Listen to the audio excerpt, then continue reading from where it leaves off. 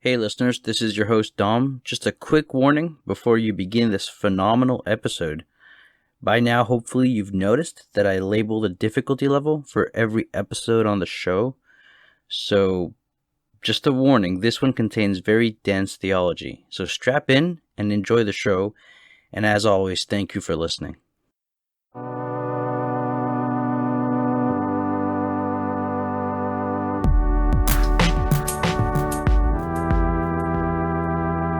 Hello everyone, and welcome to the Logos Project.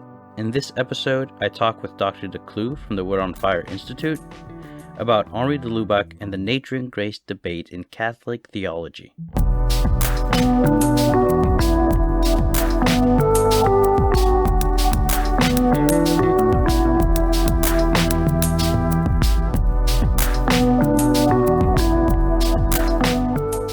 Hello everyone, and welcome to the Logos Project. In this episode, we are joined by Dr. DeClue to speak about Henri de Lubac, or with the American accent, Henri de Lubac, and the thorny issue of the relationship between nature and grace in Catholic theology. Dr. DeClue is the Cardinal Henri de Lubac Fellow of Theology at Word on Fire Institute. He received a Bachelor of Sacred Theology, a Licentiate of Sacred Theology, and a Doctorate of Sacred Theology and Systematic Theology at the Catholic University of America. He has a YouTube channel by the name of DeClue's Views and a blog on Wix called Sapientia Nulliformis. Dr. DeClue, welcome. Thanks for having me on. It's a pleasure to be here. Anytime. I'm glad that you came on. So I have several questions about the nature-grace debate and good old Henri de Lubac. First thing I wanted to ask you and kind of kick off this interview, which is an informal, casual conversation, could you maybe try to summarize or situate us?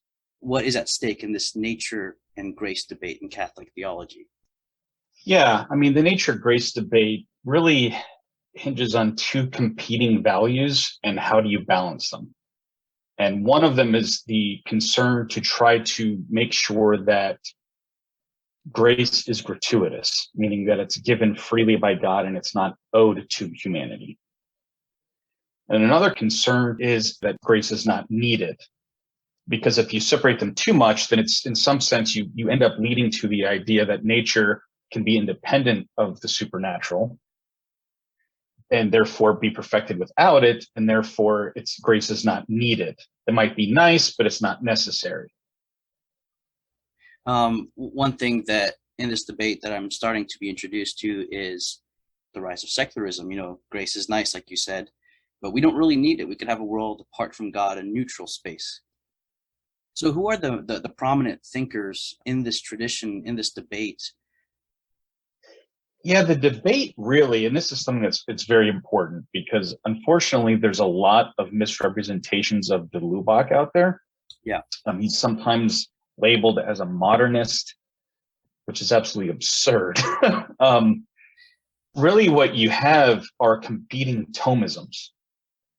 So it's really different interpretations of St. Thomas Aquinas. And either what he actually said himself on the subject, or what some people think he said on the subject, or maybe his thought wasn't good enough and needed to be developed. And so it really does stem around different people saying what they think Thomas said or how we should advance what Thomas said. And so really it is sort of competing Thomisms. And within that debate, there's a couple of major figures. You have Aquinas himself. Cajetan becomes a very big player in this, the late 15th, early 16th centuries. Then a little bit later than him, Suarez in the 16th and early 17th centuries, Francisco Suarez. And then basically you've got John of St. Thomas and others kind of following Cajetan and that line of thinking. And then comes along de Lubac in 1946 with his Sur Naturel and kind of leads to this huge explosion of debate. And it's pretty much been going on ever since. You already mentioned Feingold is probably one of the best books on the subject, leaning towards the more Cajetan side. You've got a lot of other authors writing articles and things. Andrew Swafford, as we were talking about, has a new book out where he's trying to put forward Shaven as a sort of a third way that kind of has the best of both worlds, but not the problems of both worlds. Yes, yes. So yeah, those are kind of the key players there. Gotcha. I was first introduced, so I mean, when I first heard of de Lubac, so I actually grew up with the Society of St. Pius X when I was very young. Mm-hmm. And when I was a teenager, the family shifted, and then we found ourselves ultimately in the fraternity of St. Peter. And I mean, the story is a long one, but long story short is I found myself moving away from the fraternity of St. Peter as well, but not quite into, I don't know how you call it, milquetoast Catholicism. Just, my theological history is still developing. But when I first heard of Henri de Lubac, I basically heard it from Taylor Marshall. And I heard, the idea that nature and grace were being confused, and this created what we see in the post-conciliar era, this kind of humanism that went awry. And I thought, there's something to that, so maybe I'll look into it. And so now that I'm studying, I'm looking into it. But I also came across the fellows at New Polity. I don't know if you know those people, but they focus on economics and politics, but a lot on history as well. And one of the minds behind New Polity is Dr. Andrew Willard Jones, and he did a deep dive into the 13th century and trying to understand how there was no really separation between church and state. It was more like the temporal power and the spiritual power, and everything was the church. And anyway, long story short is that I discovered that he was indebted a lot to Henri de Lubac. And so I got curious because everything he was saying made a lot of sense historically. And I know the neo-scholastics, they hated the quote-unquote historicism, for example, of, if I'm not mistaken, Dominique Chenu. And so this got me extremely excited, and I wanted to learn more about it. And I found your channel, and I'm like, oh, let me talk to this guy. So what was de Lubac's position? Like, what was his criticism in contrast to Cajetan? Right. I think one thing to keep in mind is de Lubac's own historical situation. And I'm glad you kind of brought up the political realm, because this is where it gets interesting, because you have a lot, you're probably well aware of this. You have a lot of traditionalists, for instance, that are still dedicated to the long defunct French monarchy. Yes. Right. Well, de Lubac's a French Jesuit, born in 1896, died in 1991, lived a long life. But he grew up, of course, he fought in World War I. He was injured. He had a severe head injury that led to problems throughout the remainder of his life, suffered from really bad headaches. Well, he was in that turbulent period he was part of the resistance to the Nazi regime, was very avidly and professedly anti-Nazi. But he was also against the Vichy regime, which he saw as collaborating too much with the Nazis and having too much anti-Semitism. But even before then, you had in France a lot of anti-clerical attitudes. You had, except for some pockets here and there was a lot of anti-Catholicism in France, which used to be the eldest daughter of the church, right? And so you started having in his own home country this radical separation between church and state, where the state was actually becoming antagonistic to the church. And for instance, his own Jesuit order was not allowed to teach in France. So that he had to actually do his early studies for many, many years in England, because the Jesuits were not allowed to educate in France. So part of his concern was he was seeing on a personal level this secularization of his own country, which had once been a very strong Catholic country. And so it's interesting because a lot of traditionalists don't know this. They probably share this concern with de Lubac. And that's actually part of the reason he dove into this question.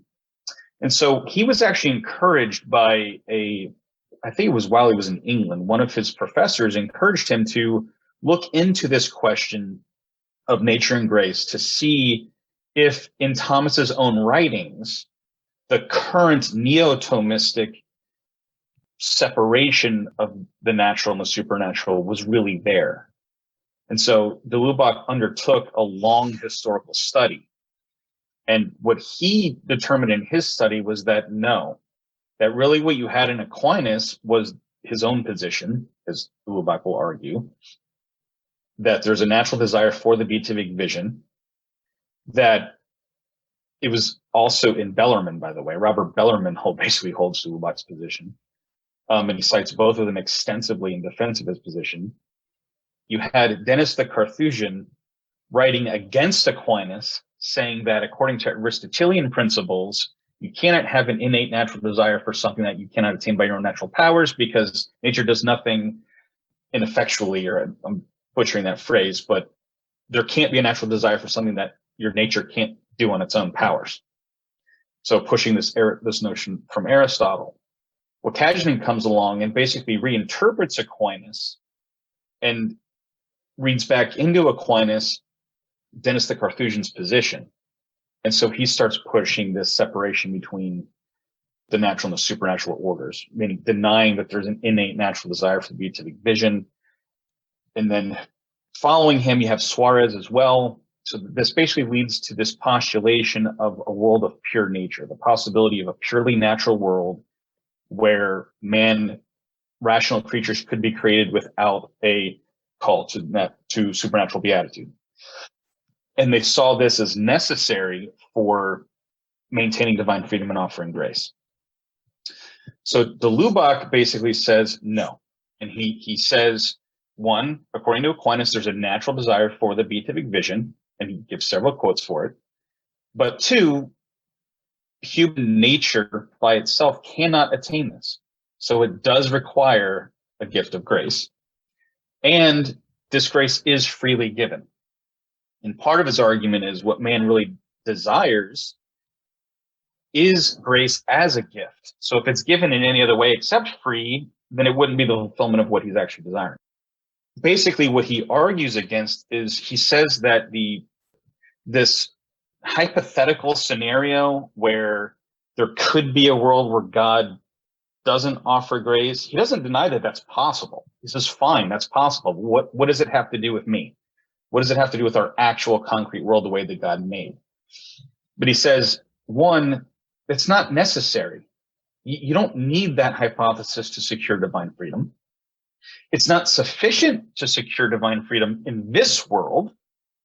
And in fact, it actually is dubious about the freedom of God's offer of grace in this world. Because what you're basically saying is he's only free in this world because he could have made a different world. Well, but does that mean he's not free to offer it in this world? So now that he has elicited this desire, according to the Neo-Thomist idea that, no, it's just an elicited desire. It's not an innate natural desire. It's an elicited desire. Now that he's elicited, is he now not free and he has to give it? And de Lubac's position basically is that they're pushing an inadequate notion of divine freedom. And he basically goes as far as to say that God owes us no beatitude, no matter how natural. So he doesn't even owe us natural beatitude. So he basically follows, Bellarmine on this, who said that it's neither new nor contrary to I'm paraphrasing a little bit here, but it's neither new nor contrary to man's nature that it has a natural desire for something that it cannot attain except through supernatural grace. So he basically follows Bellarmine there, and it's like, this isn't a problem. This is seen as part of God's benevolence. And Aquinas has a notion too about how what I can do through my friends, I can do for myself. So there's a sense in which, because I can accomplish this through God's grace, it's not contrary to my nature. So that's basically, in a nutshell, de Lubac's position.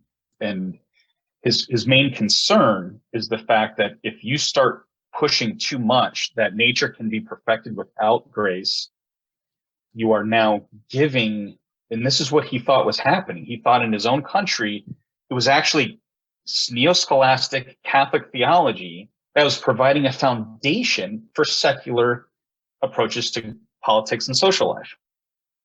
Because they were basically, people were taking this and saying, right, we don't need theology in political life. We don't need it in philosophy. Philosophy doesn't need theology. Politics doesn't need revelation.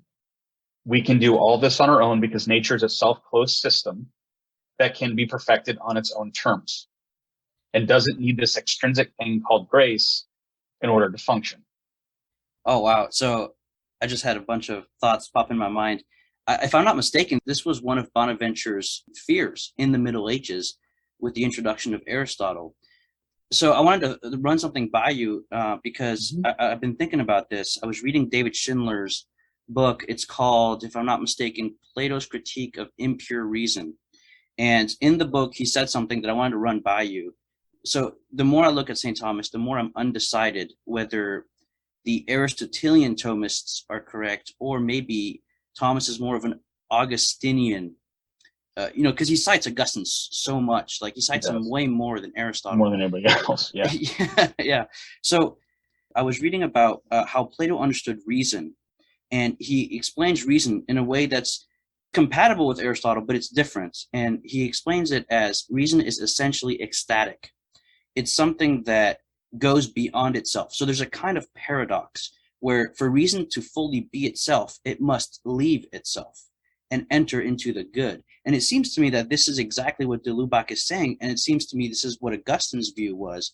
And if Thomas was more Augustinian than he was Aristotelian, then this would make sense, which is that it is part of our nature to go beyond itself. And that's gratuitous and ecstatic, but it refuses to rob our nature of something really essential, which is that we are made for that ecstasy, that union with the good. So that's what I was thinking. I was reading David Schindler, and I was wondering what you thought of that.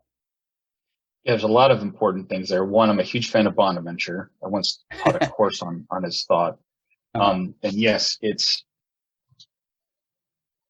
and the question of Aquinas and Aristotle and that relationship, as well as Bonaventure. I'm more of the position that like Bonaventure and Thomas were both Neoplatonizing Aristotelians. Some Yes. people try to say that Bonaventure is a Platonist and Thomas was an Aristotelian. That's not true. Bonaventure often cites Aristotle and uses him and supports his views. He was more willing to explicitly critique Aristotle when he was wrong than Aquinas was, whereas Aquinas seemed so enamored with Aristotle that he would often just try to, well, he couldn't have known any better. Like, whereas Bonaventure's like, no, he's wrong and here's why, and it's bad. Yep. But this other stuff is good. Let's keep it. Now, Bonaventure wasn't really explicitly anti-Aristotle so much as he was anti-rationalism in the sense of he thought we needed to have a healthy skepticism of the natural capacity for knowledge, especially in this fallen state. So he was more against a pure separation of philosophy from theology and from revelation. That was his main concern. It's like pure reason is not really something we can have in this world. We need grace. We need revelation. We can still philosophize in light of revelation, and we need to. So he was more in favor of a Christian philosophy. So he was just more skeptical of pushing natural reason too much and trusting in it too much. He thinks we need the corrections. That's why God revealed. Don't leave that out of the equation. So I do think there's a lot more cohesion there than is often presented. And obviously, I mean, you could argue that Aquinas's understanding of participation is Neoplatonic as well. There's certainly elements of that in there. It gets interesting because obviously Augustine was more Neoplatonist than Aristotelian, and yet Aquinas used both. So there's a compatibility there as well. And I'm trying to avoid going off on a tangent about Rahner because he kind of brings another interesting twist to the whole nature grace thing in light of what you were saying about this dynamism out. He talks about the natural dynamism towards the infinite horizon of being itself. So for him, our knowledge itself, and this is all actually based on his philosophy dissertation that was on Aquinas' epistemology. So Rahner wrote a dissertation trying to answer the Kantian critique of metaphysical epistemology by going back to Aquinas and confronting Kant's criticism with Aquinas to try to reestablish a basis for metaphysical epistemology. So there's another person that's often considered to be a liberal progressive who actually was trying, remember, he studied under Heidegger, and yet he chose to do his philosophy dissertation trying to defend Thomistic metaphysics of knowledge. So that's something to keep in mind. Now, people might argue about how successful he was and how much it was actually authentic to a Thomas or not. I had a Thomas philosophy professor in undergrad who was absolutely convinced Rahner got it right and avoided the problems like Marischal and others. But sorry, that's a long tangent, but he had this notion of the foregrift, which is this pre-apprehension of being in its totality. That's sort of the condition of the possibility of our knowledge of finite things. Gotcha. So he did think that human knowledge had a dynamism towards God, but still you can't comprehend God. But it's more like this pre-apprehension that's involved in every act of knowledge that as the mind's reaching out beyond itself. But it has for Rahner, it has a natural end or natural purpose because it's the condition that makes possible natural knowledge. So he tries to show that it's more than just a non-repugnance. So basically, obediential potency in scholastic terms is Rahner's foregrift. So the same thing for Rahner. But what he's trying to show is that the obediential potency is more than just a non-repugnance for revelation and grace. It's actually a natural dynamism towards God that makes possible natural knowledge, but also at the same time then primes us for receiving it should it be offered. So it's actually a pretty brilliant approach, if you ask me. But with that, though, I think there is the caveat. Yes, there is this natural going outside of oneself, but de Lubac would agree with the Neo-Scholastics, though, the Neo-Thomists, and with Rahner, that you can't attain a supernatural knowledge of God without grace, without revelation. Yeah. So it's not that this dynamism includes within itself the capacity to gain that knowledge. God has to reveal himself freely. Yeah. I wanted to make this a little more practical for the audience. Mm-hmm. I do have a lot of nerds who listen, so they'll love this content, but I also have some people who might be lost. Maybe let's bring it down to what happened in the 20th century, because we have people like de Lubac, we have people like Rahner, we have people like, Garrigou-Lagrange, and all these, Neo-Thomists on one side, and then the so-called Nouvelle Théologie. This creates on the lay level a lot of factions and reactions, and we need someone to blame for what happened after the council. What happened, and I also find it interesting that people's opinions, perspectives, or what school they identify with changes depending on the pontificate of the time, or depending on the reception of the council. The council's all bad, or when Benedict was pope, maybe we can do this. So maybe talk to this factitious tendency that we have, unfortunately, since the council. Like, who are we to blame? Yeah, so I'll obviously there's always a danger of oversimplifying. I want to avoid that. I've had some great conversations with that Dr. Matthew Minard, who's a Thomist philosopher and moral theologian. And it's one thing we agree on, is that too often the history of this has been oversimplified in a very unhelpful way. Let's go back a little bit to obviously the Modernist Crisis, right? So you had this Modernist Crisis where, with the advent of the scientific method, which then got people tried to apply it to history, and the questions of the historical Jesus, you started getting a couple of different but related concepts. You ended up having like agnosticism, where we really can't come to certain knowledge of God or revelation. You end up having this reduction of religion to sentiment, that it's really about religious experience, and our doctrines and dogmas are just expressions of what we're experiencing internally. So there's a turn to the subject that's more subjectivity, but also in looking at history as well as this dynamic process. So you have those sorts of things happening. And of course, that was rejected. You had a lot of changes in modern philosophy. You had all these new philosophers that were starting to be studied and taught in seminaries. It was starting to be a problem with Catholic education, especially in the early 20th century. So you had the condemnation of modernism, syllabus of errors, all of that sort of thing.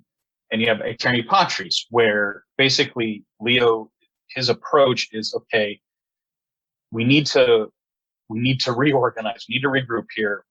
We need to have a reestablishment or purification of Christian philosophy. Now, notice that the actual subject of the document is the restoration of Christian philosophy. Is there such thing as a Christian philosophy?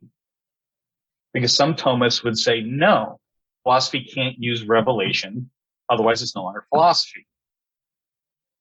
So it's already interesting in the very title that he's talking about the restoration of Christian philosophy. And Bonaventure is also mentioned in that document, by the way. And when he was asked, he said that, no, I did not mean that this would keep out people like Scotus too. But the idea, I mean, at the time, there's a bunch of historical reasons why Thomas was picked. One, we had a better idea of what his actual works were. Scotus's works were somewhat, it wasn't really clear at the time what he actually wrote and what he didn't. Bonaventure had kind of been overshadowed by Scotus in the Franciscan tradition, so he kind of just wasn't as well known. But Paul V had already extolled him and Aquinas, two great scholastics. And then Leo XIII affirms that by quoting Paul V in Aeterni Patris. So it's not like Aquinas to the exclusion of everyone else, but it was like, hey, we need a solid foundation. Right now, Aquinas is the best collection of works we have to do this. Let's do it. Well, that led to a neo-Thomistic revival. Now, you had already kind of had a long commentatorial tradition already, because you had like Cajetan and Suarez and John of St. Thomas and all these people, in some sense, keeping alive Thomism. Although how Thomist Suarez really was is another question. Even Thomists will disagree on that. But you end up having this neo-Thomist, neo-scholastic revival, which led to sort of manuals where you had people trying to do this very strict, logically deductive theology, which basically viewed theology as, here are the dogmas, let's apply reason to draw necessary conclusions that give us sure and certain knowledge. So they were trying to gain the kind of certain knowledge that science was claiming, right? So it was like they were trying to basically make theology a science in an absolute sense of sure and certain conclusions. Now, what's difficult is you still have Thomists disagreeing with one another about the conclusions and the arguments, so it didn't really work in that sense. But you had certain people that were masters of the tradition and that commentatorial tradition, like Garrigou-Lagrange, who was renowned for being a very dynamic professor. Like people, he would fill the aula, he would fill the lecture halls. I mean, even someone like Yves Congar, who was later regarded as one of the Nouvelle Théologie, became a Dominican because of a retreat led by Garrigou-Lagrange. So he was known as being this very dynamic and phenomenal teacher that kind of sparked a love for Thomistic studies and within the commentatorial tradition. Okay. Unfortunately, not everyone is a Garrigou-Lagrange. There were a lot of professors of theology in this tradition that were basically, in the experience of a lot of the people in France and in Germany in particular, were bland. They had stopped asking questions. They had lost like their own sense of mystery and their own sense of wonder, and were just literally repeating axioms. So the people being formed under this neo-Thomist revival often had bad experiences with the Thomism as it was being presented. And they found it to be completely detached from any relevance for their own lives and the lives of the people in the pews. They found it to be boring and dry. It didn't lead to a greater love of God or a greater love of theology. It just made them yawn. And so they started seeking ways of falling in love with theology by, one, going back to Thomas himself instead of reading the commentators, because it was common that you were either reading the manuals or commentators on Aquinas, but rarely Aquinas himself. So a lot of them would go back to Aquinas instead of going through the commentators, and they loved that. They started reading the church fathers more, like Augustine and Origen, both East and West. They would read the church fathers and going back to scripture. And so that became known as the ressourcement movement, which is going back to the sources, a return to the sources, scripture, tradition, the church fathers, and Thomas himself, the actual scholastics, Bonaventure and Aquinas. Then you had certain others that were still kind of pushing more of a modern philosophy, and they were trying to find ways of bringing in Kant or Schleiermacher or others into a Catholic milieu, and they're trying to engage them, some to criticize them, trying to at least take them more seriously because the world around us is taking them seriously. Like you can say all day long, modern philosophy is wrong, just ignore it. But the reality of it is everyone around you is becoming a Kantian or a Heideggerian or a Hegelian. So if you want to have any sort of impact on the world around you, you have to address the questions that are being raised by these modern philosophers. Just saying it's wrong and heretical isn't going to suffice. You have to actually engage in the thought, which sometimes means you have to find out, well, what's the kernel of truth that this philosopher is trying to get at? So even if he's wrong in the end, find out the truth there and try to purify it. So you had people trying to conduct that sort of thing. Okay. Then you had some that there were still modernists around that were not faithful to the tradition. But essentially what happened was you end up having a certain reaction. So because you had this widespread attempt to try to basically loosen the grip of a strict monolithic neo-Thomist theology and expand it to the wider tradition or even dialogue with others, there was sort of a reaction because now you had people that were basically in power in the curia and in the seminaries that were not too thrilled with this attempt to bring in these others. So they had a reaction. Now, sometimes they were legitimate. Like I'm not one of these. I'm a big fan of de Lubac and Ratzinger and to the extent von Balthasar, but I also have some sympathies with Lagrange.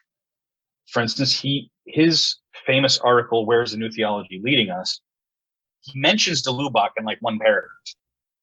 Most of it's actually against Bouillard, and to a certain extent, Maurice Blondel. Now, Blondel was highly influential on Lubac. That's a whole nother tangent.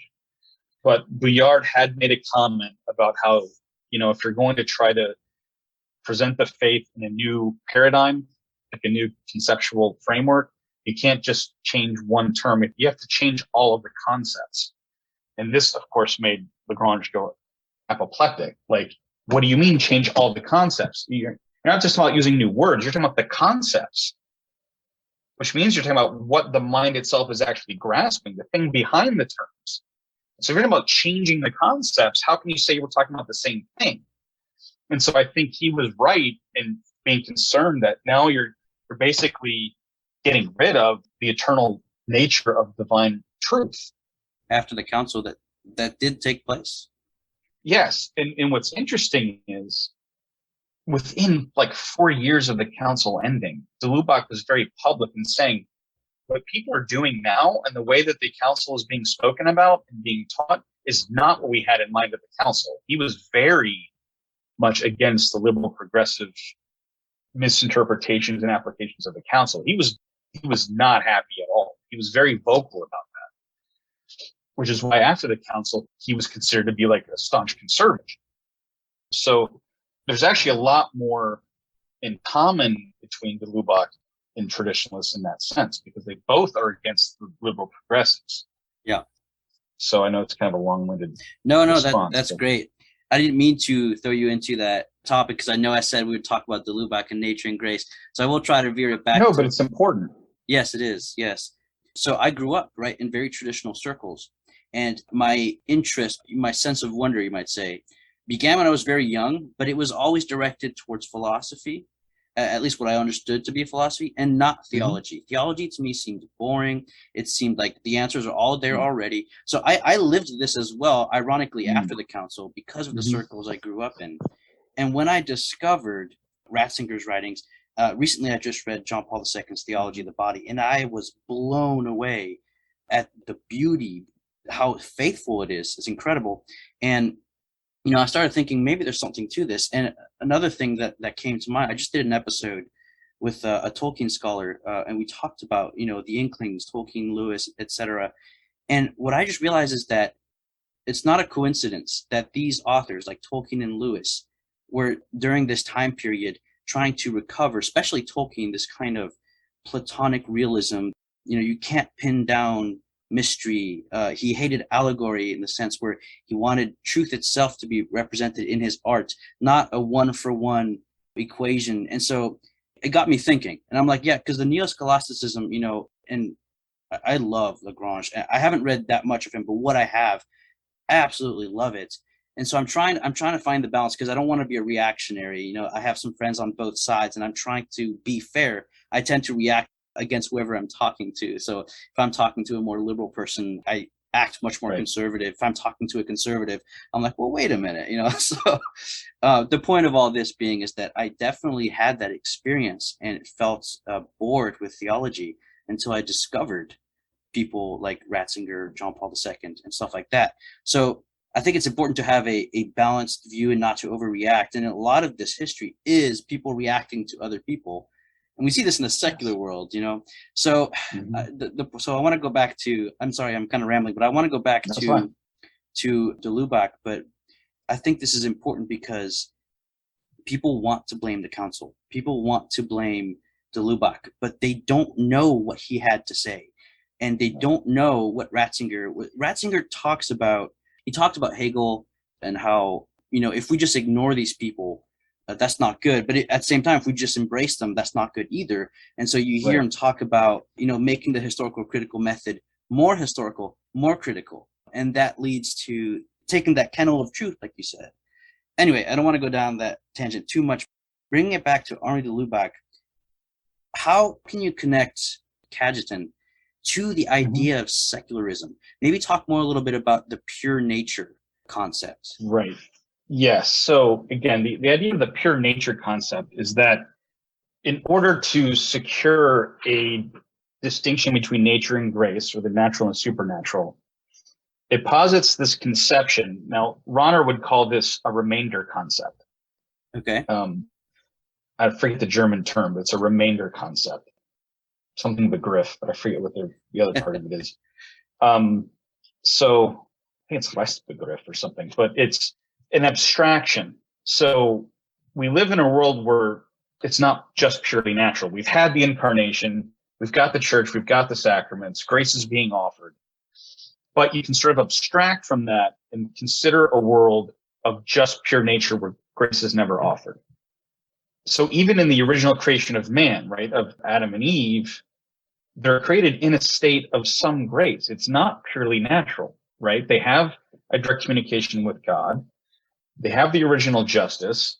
It's not just a pure world. But what they're saying is, okay, but you still have to abstract from that because there's a substrate that's called nature that is being elevated and added to through grace, right? So it's really a way of trying to conceptualize what is human nature apart from grace itself. And so it's the postulation of the idea of a possibility of a purely natural world where God doesn't reveal himself directly, might still be knowable through natural reason as the uncaused cause, like through logical deduction, but there's no direct communication, right? It would just be knowledge of God through created realities as the origin of created realities. And so it would lead to a notion of, okay, well, man could attain a beatitude, a happiness, just in the perfection of his natural capacities, but not elevated to a supernatural level, not given divine revelation, contemplating the divine as it's knowable naturally. Yeah. And that they thought this was necessary to secure divine freedom. Okay.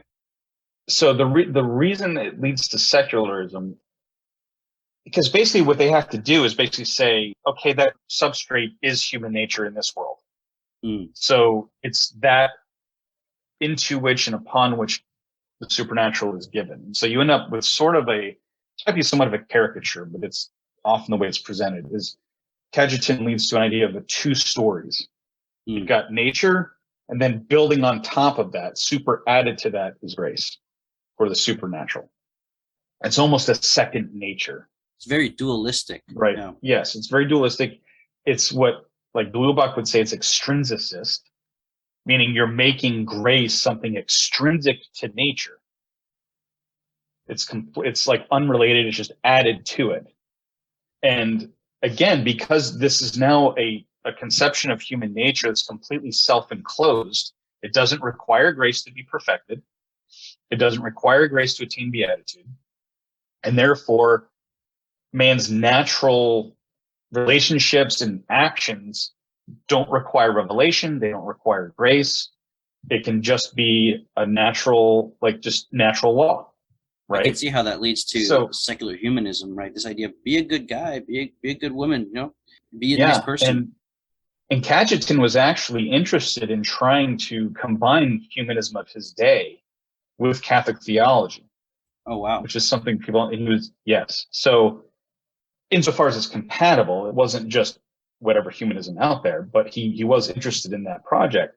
Well, what this can lead to, and I think I've noticed this in myself, I think, especially as an American, right?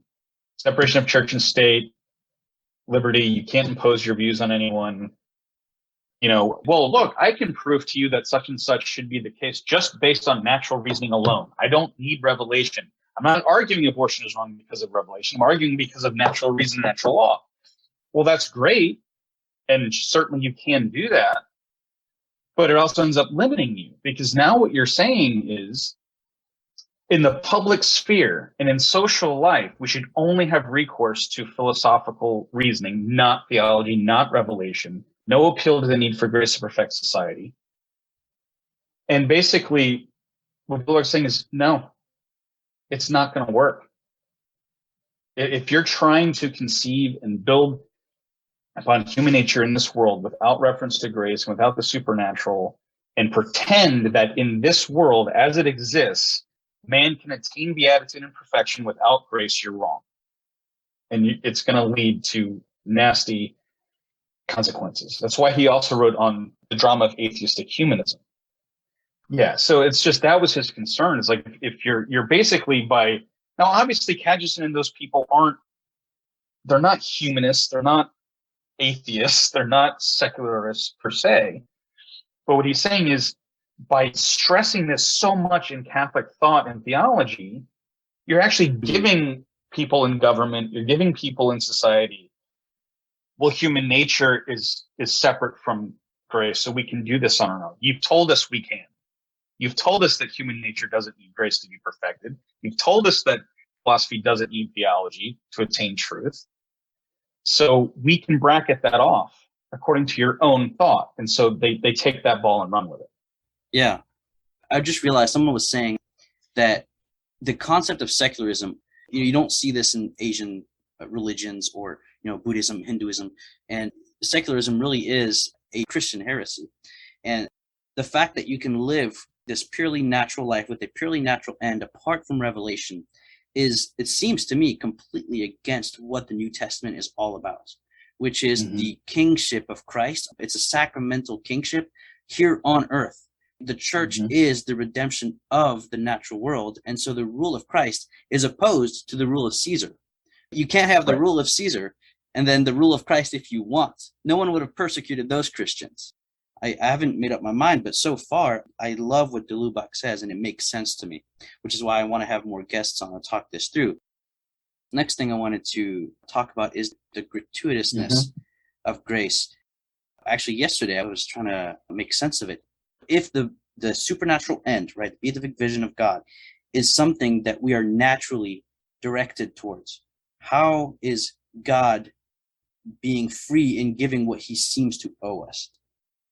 Right. And this is, I wrote my doctoral seminar paper on divine freedom and the debate over nature and grace. But all I really did in that paper was try to show that, okay, you have de Lubac arguing on this side, you got neo-classics arguing on this side. And the question really, it hinges on the criticism of de Lubac was that, because if there's a natural desire for the beatific vision, which can only be fulfilled by supernatural grace, then God has to give it to us, because he can't give us a desire for something that cannot be fulfilled. And therefore, it's not freely given. He must give it. Otherwise, he's a monster. Like, that would be unjust. And I realized that neither side was actually giving an account of what divine freedom is. So the criticism, they both are assuming a notion of divine freedom without explicitly stating it. So all I ended up doing in the paper was showing how, in the end, this is really what they're arguing about, the nature of divine freedom. And yet neither is actually giving us an account of that. And that's something that I think needs to be done.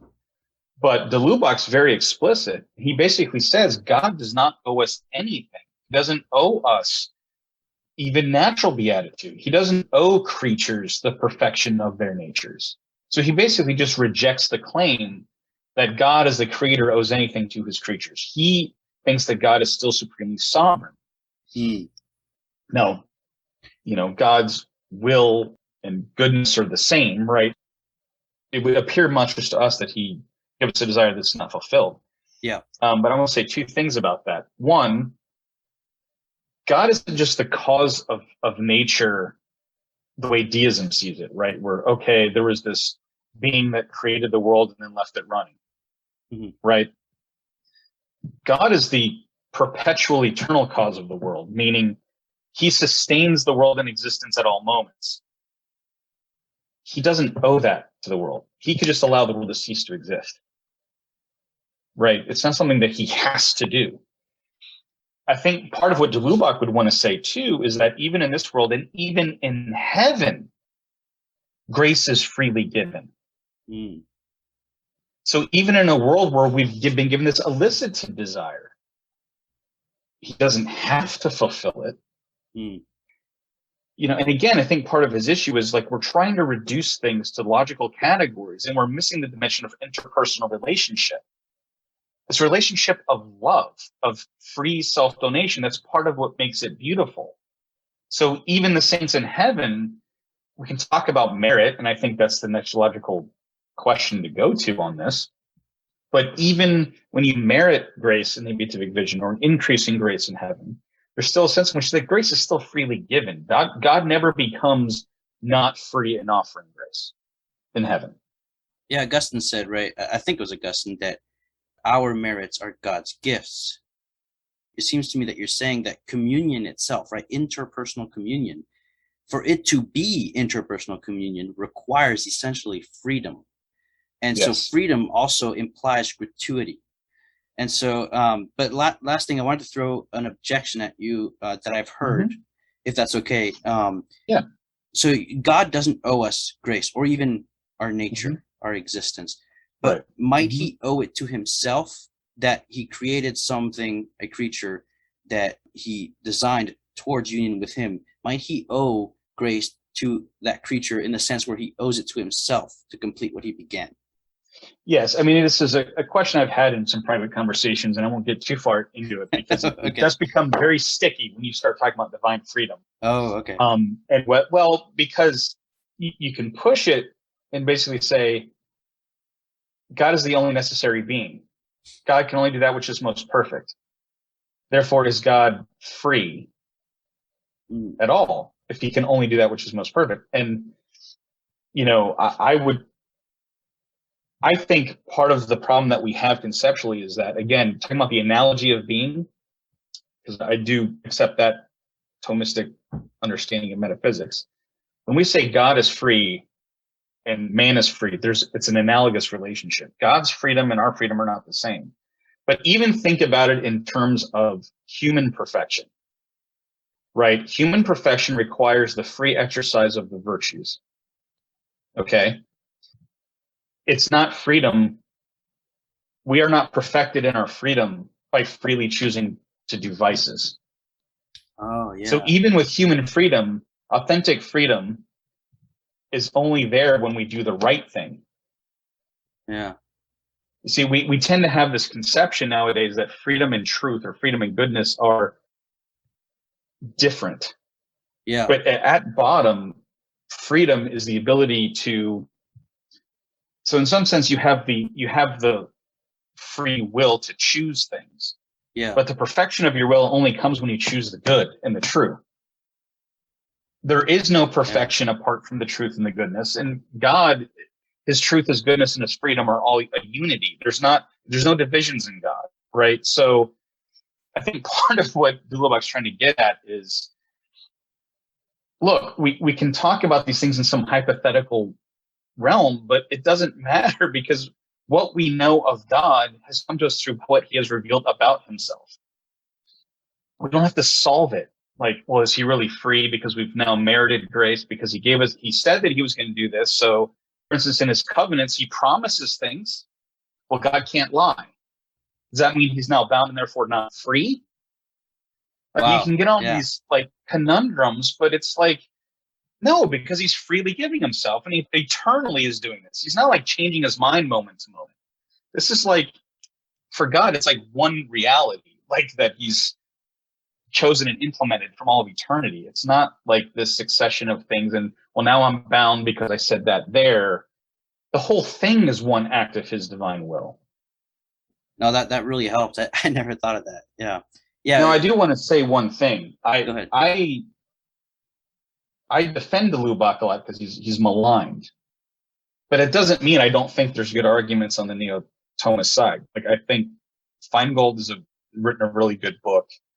There's a lot of good arguments, and I tend to be the same as like, I don't know that I've come to this side is right 100% or not either. Like, I tend to think both make really good points. I lean towards de Lubac mainly because I think there's something beyond the rationalization that he's getting at. There's a certain wisdom and a perceiving of the mystery that goes beyond the logical deductions. And I think there's a profound truth in that's really important, because I do think he's right. We can't have this radical separation between reason and revelation, between nature and grace, without destroying reason and nature. Maybe Matthias Schieben is correct after all. I don't know. But yeah. But one thing I wanted to run by you, one last thing, is in St. Thomas's theology, when he talks about the distinction between matter and form, he sees them as metaphysical co-principles, but not as two different substances. They make a unified substance. Might we say that the distinction between nature and grace is analogous to that? Sorry, I'm trying to avoid a tangent based on my dissertation. No worries. Because it's on Ratzinger's Theology of Divine Revelation. He talks about nature and grace and Thomas and Bonaventure and the differences between them. And, one's a static view and one's a dynamic view. And, trying to not see grace as a second nature. Oh. Right. Yeah. But, for Bonaventure, it's not really a second nature. It's not something you're given. See, so for like Bonaventure, it's not a notion that grace is something you have. Like, you're given this quality that, now there's a qualitative character to it, but it's you never fully possess it as if it's yours. It's actually, the analogy I use is an electrical appliance. It has to be plugged into the outlet or it stops working. Oh. It's never something that the appliance has. It's a constant influx of divine life. Yeah. It's not like, oh, here you are, here's a packet of grace, you keep it. It's that a state of grace is a continuous flow of divine life. That really helps. It's relational. It's something you're constantly being infused with that you could cut off and lose. So, but there is still a perfecting aspect. And de Lubac is not trying to say that nature and the supernatural are the same. He's maintaining that there is a distinction, because he's saying we cannot attain by nature what we long for by nature, right? So he does think it requires this grace. But yeah, there is a certain quality to it. But it's something that's perfecting the nature. It's not extrinsic in the sense of unrelated to the nature. There's it's a perfection of the nature for a reason. Mm. Right. And he appeals to Aquinas on this, because he's basically saying that I have to paraphrase here, but where Aquinas says that it is the beatitude of any rational creature whatsoever to have the beatific vision. And Aquinas will even argue that even from a natural perspective, because the intellect naturally desires to know the causes of things, it naturally desires to know the first cause. And since knowing consists, in a proper sense, knowing consists in knowing the essence of the thing, you have to know the essence of the cause for your desire to be fulfilled. Well, because it's possible in a natural, even from natural reason, to come to the knowledge that there is an uncaused cause, that there is a God who's the cause of all things, the intellect wants to know the essence of that first cause, right? Mm-hmm. But it can't know the essence of the first cause by natural capacity. I don't think he goes so far as to say that, therefore, we know that revelation is even possible. Like on a purely natural level, like we don't really know. But that's why he says, and this is where part of the argument comes into place, is even Aquinas says natural beatitude is imperfect. And you cannot have a perfect beatitude in the natural realm alone. That's Aquinas. And the reason is because you cannot have perfect happiness as long as any desire remains. And there would be a natural desire to know the essence of the first cause. Okay. So natural beatitude, like if you think limbo, for instance. Yeah. It's beatitude, it's happiness, but it's always going to be imperfect because there will always be that desire that I want to know the essence of that first cause and I can't know it. So that's why, it's a duplex beatitudo. It's a twofold beatitude, the natural beatitude, perfection of human capacities, which is always imperfect. And then there's the perfect beatitude, which the perfect beatitude of human nature itself can only be obtained through the beatific vision. And that's what Lubac's saying is Aquinas' position. And it is that man's perfect beatitude, his ultimate end, only consists in the vision of God. It's a distinction, not a division. It's duplex, but it's not two different perfect beatitudes. It's twofold, but only one is the ultimate end. There's only one end, but there is such a thing as an imperfect happiness that's natural. Right. And in some, you can talk about natural ends. You can talk about the perfection of the intellect and of the will to their fullest natural capacity. Like that's kind of what the concept of limbo is, right? It's like perfect, there's no vice. It's perfect virtue. It's contemplation of God to the highest extent possible from natural reason alone. But basically, Aquinas' position leads to is that, but even then, you end up knowing that you don't know the essence of the first cause that you've come to know exists. And so it's always going to be an imperfect beatitude because there will always be that desire, that wish that you could know it. Now, you can argue it's non-frustrative. It is a state of happiness. In some sense, this is where I think Cassian may have had a point, which is that the desire for the beatific vision is not effectual, and it's non-frustrative because it's not as if you're lacking the perfection of your natural capacities. Like that would be considered frustrative. Like I had a natural capacity to do this, but I can't do it. It's like, no, you have a desire for this because your intellect wants to know the essence of causes, including the first cause. But it's not lacking the perfection of a natural capacity. So your ability to know God as much as you can on a natural level is fulfilled. So you're not frustrated, but you can't get away from it. The intellect wants to know the essence of the first cause. And you can't get rid of that. And so it's always imperfect.